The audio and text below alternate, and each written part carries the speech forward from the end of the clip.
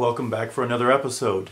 This is actually going to be my first viewer email episode. I've had a viewer email from Trevor Palin, who lives in Oklahoma, and he writes, I was wondering if, in an upcoming video, you could spend some time talking about your conception and thinking process of the antiphonal dimension in this composition, or composition in general. It seems Carillon kind of opened the doors for us to really consider making greater use of space in a concert setting. First of all, I'd like to say, yes, Carillon has certainly been the most recent and most high-profile use of spatial placement, but obviously this is a long, long tradition, certainly in the past 50 or 100 years, but it goes all the way back to Gabriele, and who knows how long before that. My own thinking about the use of the antiphonal element, as you put it, spatial placement of players, is it adds an additional tool in my toolbox for formal demarcation.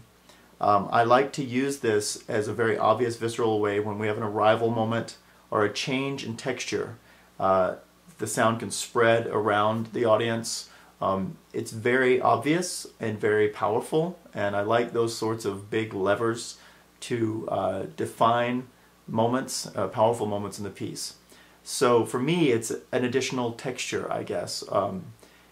And that's how I used it in both the first movement. As you'll see, those surrounding instruments don't enter for a good chunk of the piece. And when they do, that's a very big moment. And that's on purpose. I save things like that for moments that I want to be arrival moments or to be powerful. In the second movement, as you saw in episode 1, I did the same thing. The sound progresses from on stage, eventually surrounding the audience and ending up off stage. So it very clearly plays a role in the formal design and opens up a new possibility for me for formal architecture, I guess. I plan to continue to use it that way. I'm toying with the idea of doing a small movement which is only the antiphonal players, so no one on stage plays. I don't know. I'm not sure whether I'll do that or not, but it's one of the many potential ideas I'm playing with. I know that in the final movement, which I'm about to start writing, because the third movement I'm totally stuck on and I'm not getting anywhere, but in the final movement, I will finally harness the unified power of everyone around the audience, including those on stage, in very direct, simple, maybe even unison lines. And so all of this material will finally lock in, and you'll be just immersed in it. Very much in the same vein as those powerful moments in Circus Maximus.